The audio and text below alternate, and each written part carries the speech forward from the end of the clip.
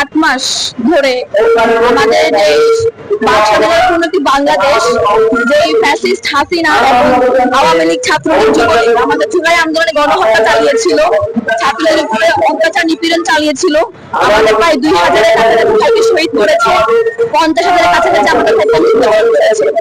তো এখন অবধি আমরা দেখতে পাইনি গভর্নমেন্ট আওয়ামী লীগকে নিষিদ্ধ করবে এমন কোনো কার্যক্রম দেখতে পাইনি, যার পরিপ্রেক্ষিতে আজকে আমরা এই পদক্ষেপ করতে বাধ্য হয়েছি।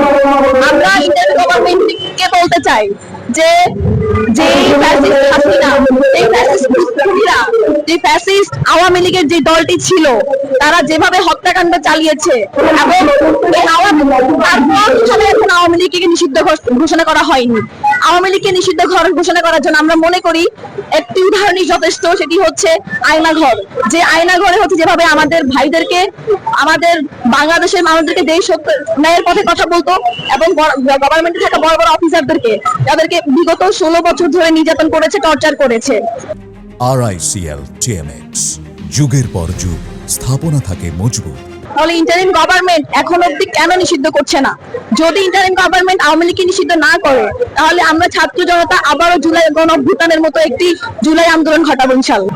যদি ইন্টারিম গভর্নমেন্ট কোনো একটি পক্ষের কাছে বা কোনো বড় দলের কাছে গিয়ে বিক্রি হয়ে গিয়ে যদি তারা আওয়ামী লীগকে নিষিদ্ধ না করে, তাহলে আরেকটি জুলাই গণঅভ্যুত্থান অবভিয়াসলি ঘটবে, সেটা আমরা ছাত্র জনতারাই ঘটাবো ইনশাআল্লাহ।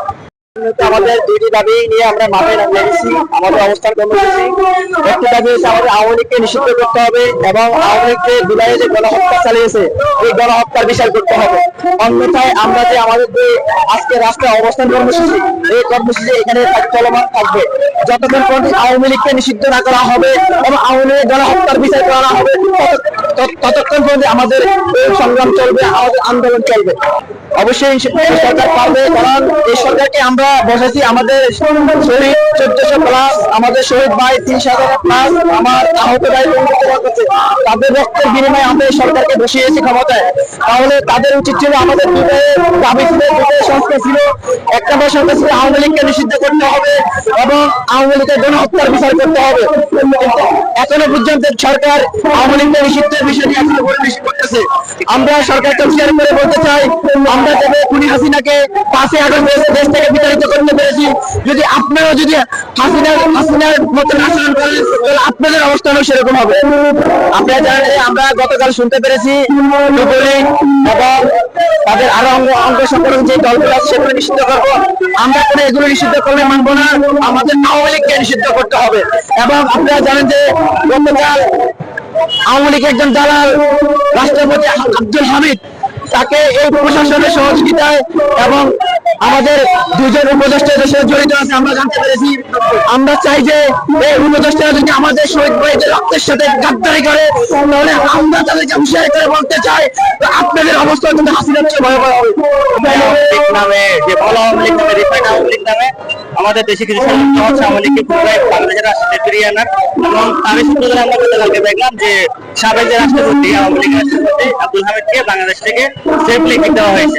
আমরা এই ধরনের যে কালপ্রিট যারা বাংলাদেশে একটা ষড়যন্ত্রের জালিমতন্ত্র কায়েম করেছিল, তাদেরকে এইভাবে বাংলাদেশ থেকে বের করে দেওয়া রাষ্ট্রীয় সহযোগিতায় আমরা এটা জানাই। আমরা একই সাথে বলতে চাই, আওয়ামী লীগ কোন রাষ্ট্রের দল নয়, আওয়ামী লীগ সরকারি সংগঠন, এইটা কোন রাষ্ট্রের দল হতে পারে না। এই বাংলাদেশে আওয়ামী লীগের কোন রাষ্ট্রে থাকবে না, হয় এই দেশে আমরা থাকবো, না হয় আওয়ামী লীগ থাকবো, যে কোনো একটা হবে, হয় জুলাই থাকবে, না হয় আওয়ামী লীগ থাকবে। আমরা বেশি থাকতে এই আওয়ামী লীগ আমরা বাংলাদেশে কোনো রাষ্ট্রীয় করতে দিব না। আমাদের স্পষ্ট দাবি, আওয়ামী লীগকে বাংলাদেশের চিরতরে নিষিদ্ধ করতে হবে, গণহত্যার রয়ে আওয়ামী লীগ নিষিদ্ধ হইতে হবে। আমাদের যে এখন অবরোধ, সেই অবরোধ উদ্দেশ্য হচ্ছে আওয়ামী লীগকে নিষিদ্ধ করা। এই রাজপথে আমাদের টাকা প্রাণ আছে, এই রাজপথে আমাদের রক্ত আছে, এই রক্তের উপর দাঁড়িয়ে এই বাংলাদেশে আওয়ামী লীগের রাজনীতি আর হতে পারে না। আমরা আওয়ামী লীগের রাজনীতি নিষিদ্ধ চাই।